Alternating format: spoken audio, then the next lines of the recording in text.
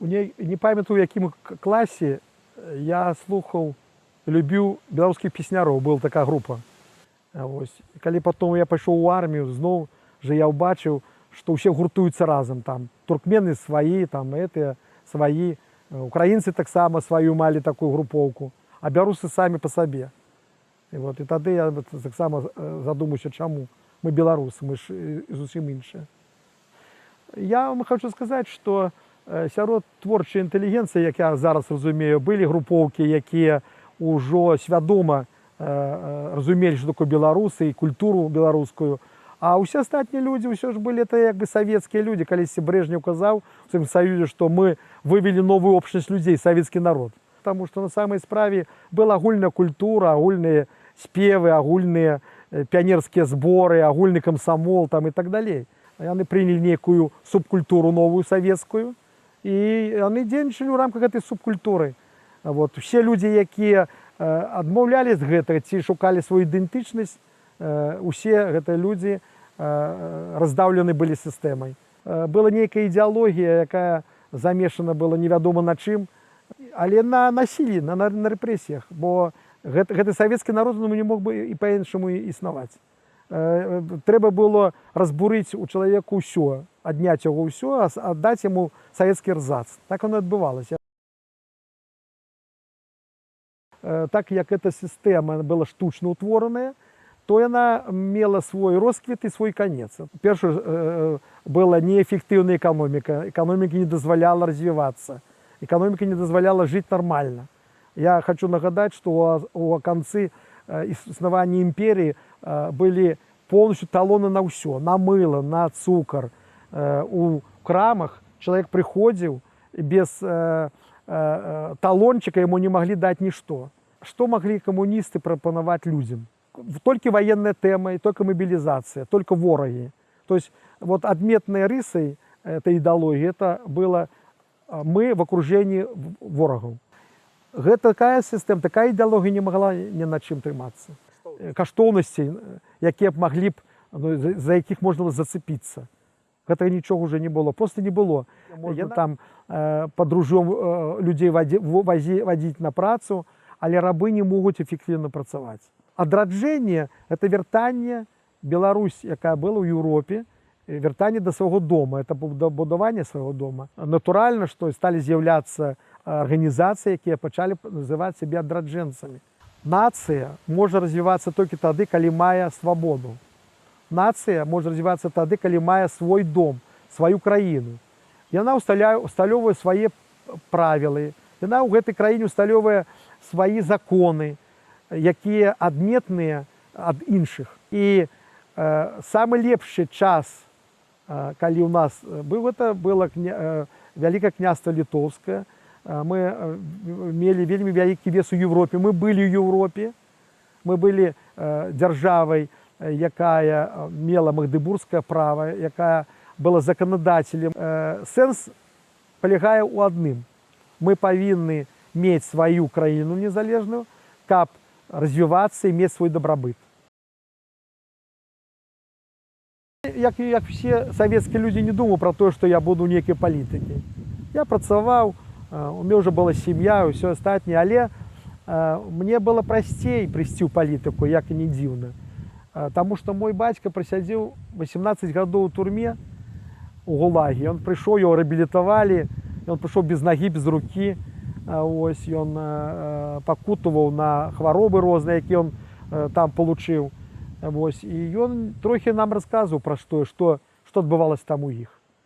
Ён расказваў пра тую сістэму, якая існавала, як паміралі людзі, як у ранку з бараку выносілі людзей і кідалі уніз, і потым толькі хавалі, зямлёй засыпалі улетку, калі мерзлата это трохі размаражвалась. Такім чынам, мне было прасцей задаваць такія пытанні. Я чуў ад свайго бацькі пра тое, што за гэта сістэма.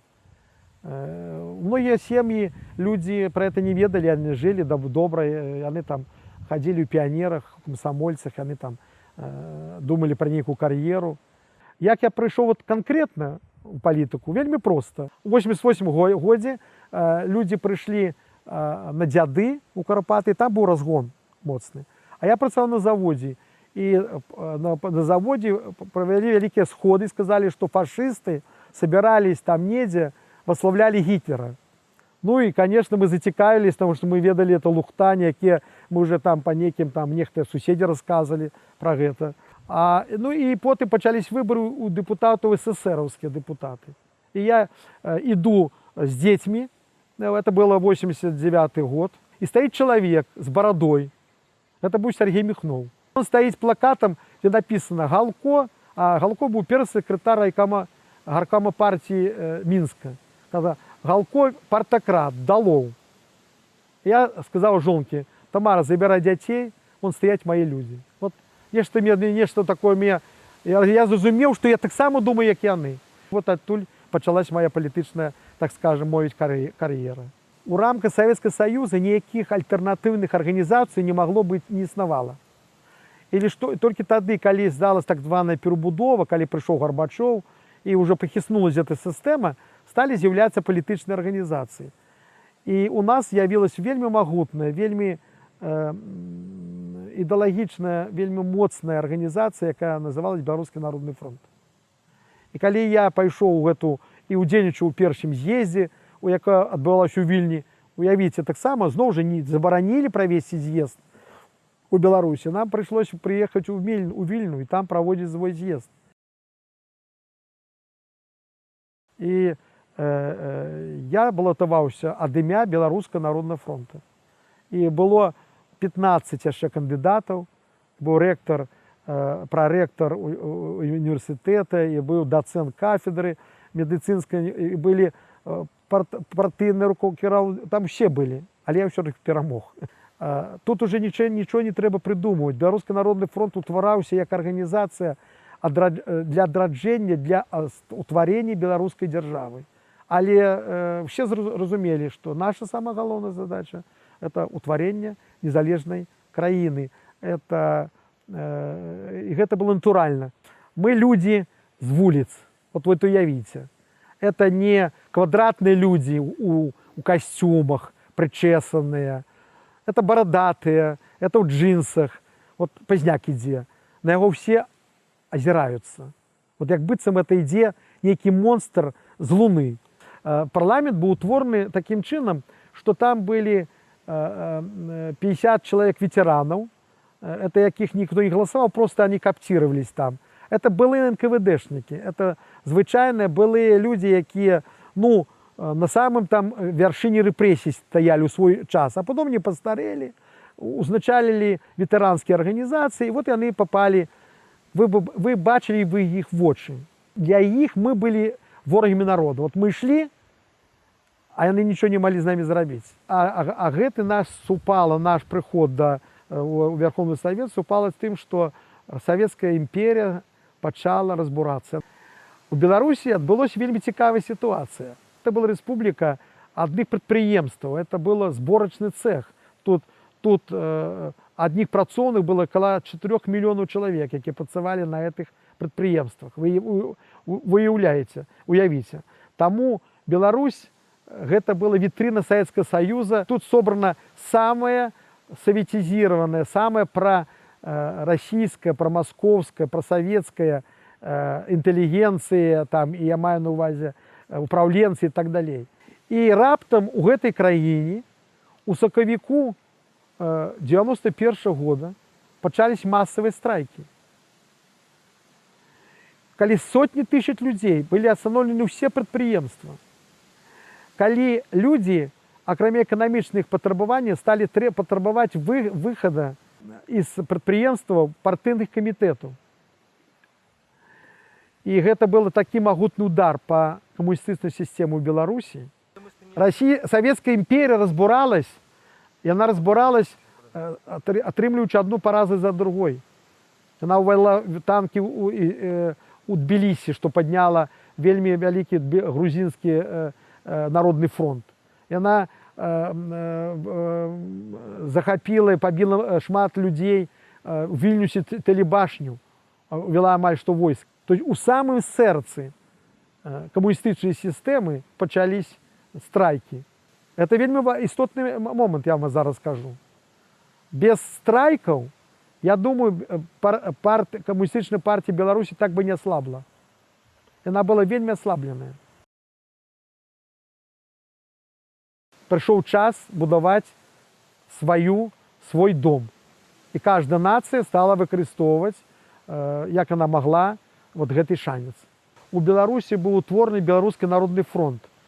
Гэта вельмі моцная, магутная арганізацыя. Туды вайшлі, яна магутна была сваім інтэлектам. Там былі вельмі шмат інтэлектуальных, это гісторыкі, это навукоўцы. Это палітычная арганізацыя, яна вельмі шмат што зрабіла дзеля таго, каб разбурыць вот гэты стары свет, які быў у Беларусі. Па-другое, вельмі актыўны рабочы клас.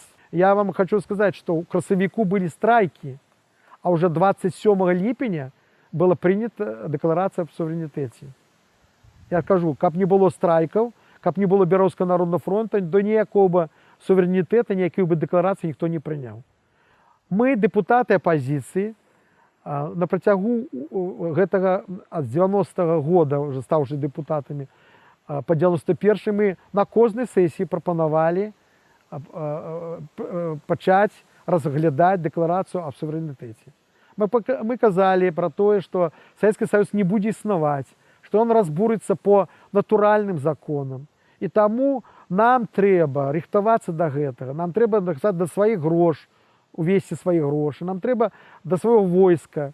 Зенон Пазняк выступаў у сваіх бліскучых прамовах, расказваў о тым, што мы будзем безабаронены, у нас не будзе нічога, таму што ўсе краіны, якія ўваходзяць у састаў Савецкага Саюза, утвораць сваю краіну рана ці позна. І вот под такім ціскам, под ціскам вуліцы, под тым, што аўтарытэт камуністаў быў на нуле, і людзі ж, самі ж камуністы это разумелі, яны ішлі на працы, яны хадзілі, прыязджалі ў свае акрузі, яны бачылі, як крытычна, які ў астракізму яны ўсе пападаюць, як людзі супраць усе. Такім чынам, ужо ўсе, так скажем, стасункі падводзяць да таго, што мы павінны прыняць гэту дэкларацыю. І мы прынимали тактыку давлення вуліцай. Мы праводзілі, напрыклад, моцны быў мітынг на стадионе «Дынамо», калі поўны стадион быў.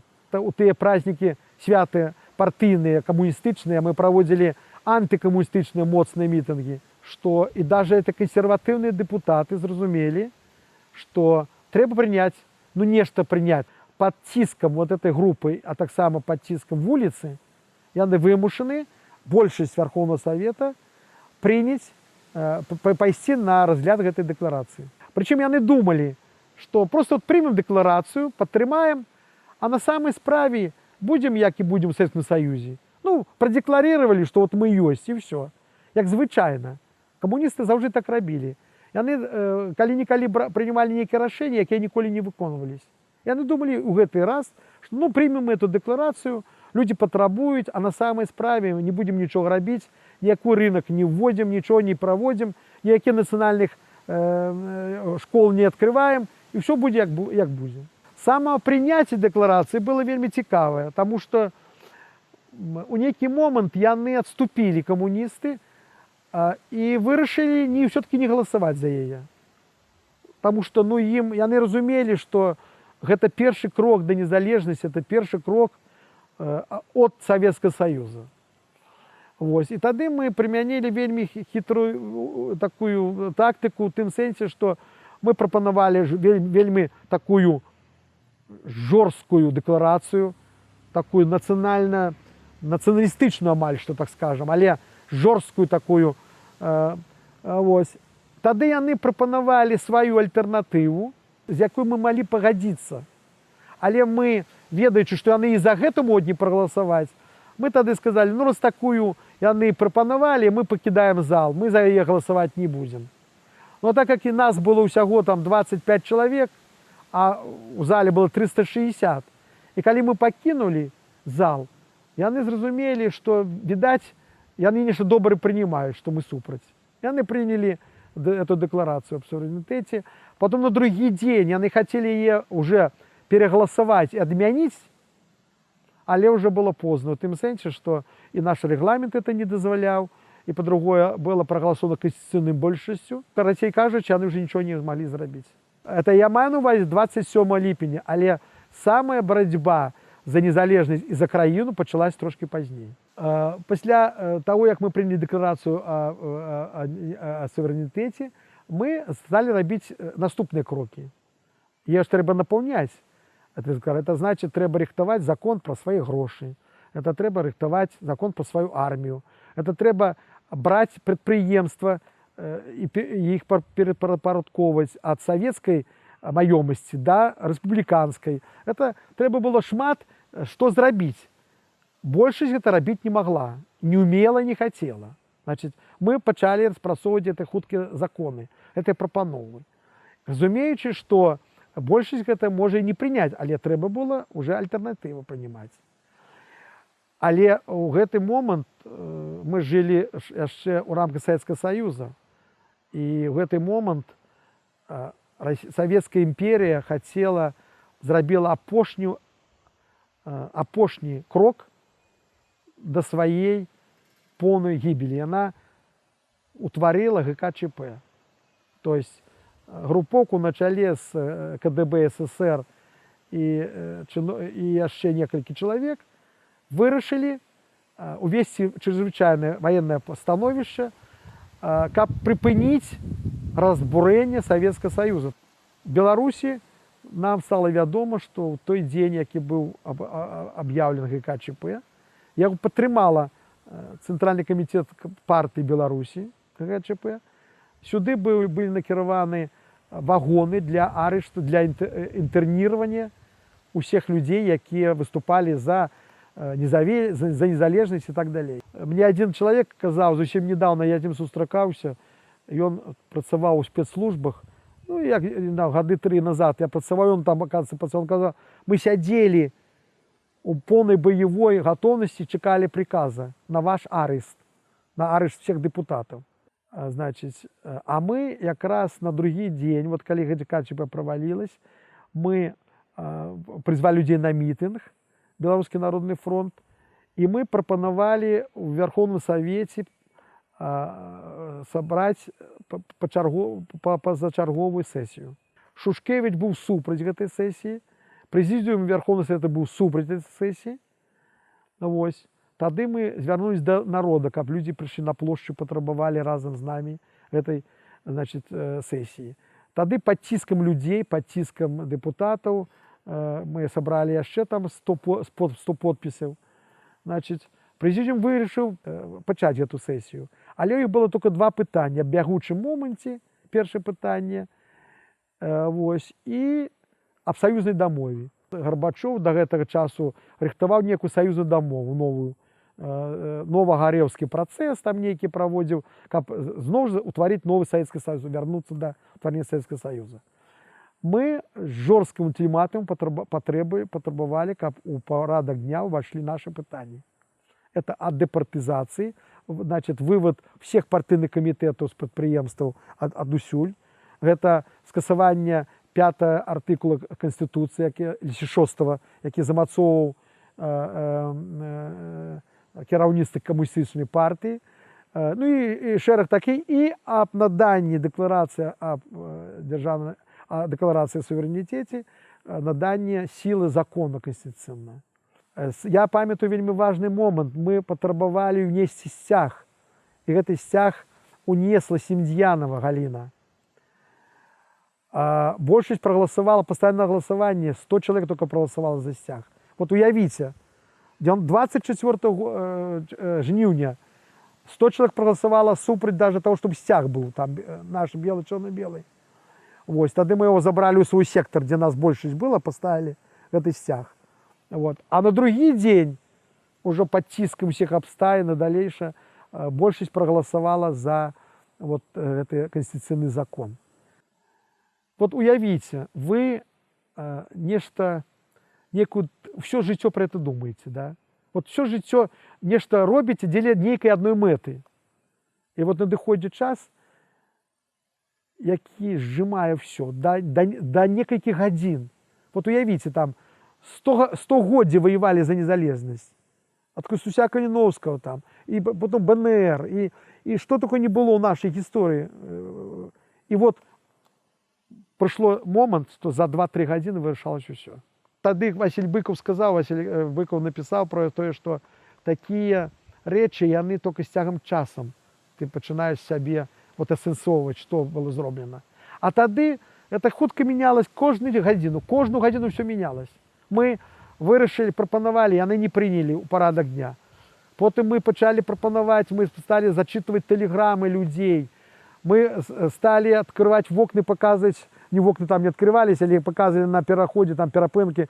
1000 людзей стаять на плошчы. Мы запросили людей, люди скандируют. Тут Навумчик зачитывая с предприемствов. Тут Гюнтер выступая, рассказывая, что вот только что из Москвы передали, потому что там вот там зараз идут арешты коммунистов. И это все такая историчная ситуация, якая приводила до того, что они, гэты недосведченные депутаты, якія пришли в Верховный суд ничего не робить. И вот гэты момент, у іх інстынкты пачалі працаваць, і самы моцны момант, самы стрыжань этой сітуацыі, калі на трыбуну выйшаў Пазняк, вот уявіце, ён выйшаў на Пазняк і стаў казаць пра тое, што Ельцин гэта не панацея, што тое, што адбываецца ў Расіі, это не ёсць дэмакратыя. Это был шок для коммунистов, потому что они лечили, что Ельцин это мы. Они боялись, что русские демократы придут сюда, их тут посадят и все остальное. И выступ Пазняка, и он показал, что для нас краина важнее за все, что мы разом имеем историчный момент, разом. Коммунисты, не коммунист, БНФ, те беспрацоўные, те працоўные, те там сябар партии, ці ніхто. Мы разом можем побудовать свой дом. Сёння. Только сёння. И завтра будем, може, поздно. И после гэтага был такой эффект, потому что даже многие из депутатов оппозиции не зразумели его выступ. Многие, я это ведаю. Многие казали, что он каже. Ельцин, як это так, про Ельцина казать, это ж Ельцин, это ж символ демократии. И вот гэты момент, на мой погляд, стал переломным. Коли вы не примете это решение, то люди вынесут вас. И тому вот это все привело к тем, что в этой ванды антиперестроечной, вот этой консервативной краине, так скажем, было принято вот гэты закон, який обвясціў уже сапраўдны конституційны працэс будования своей краины.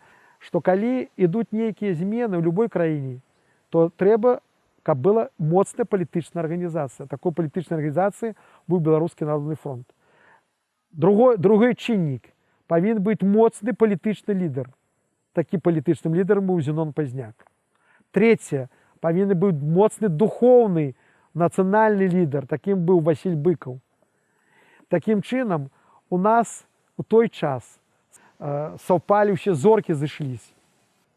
Таму гэта было натуральна, вот тое, што адбывалася. Ну, со сваімі рознасцямі. Вот гэта адзіная розніца паміж тым, што адбывалася в той же Прыбалтыкі ў Беларусі. У нас да ўлады не прыйшлі апозіцыйныя, так скажем, сілы.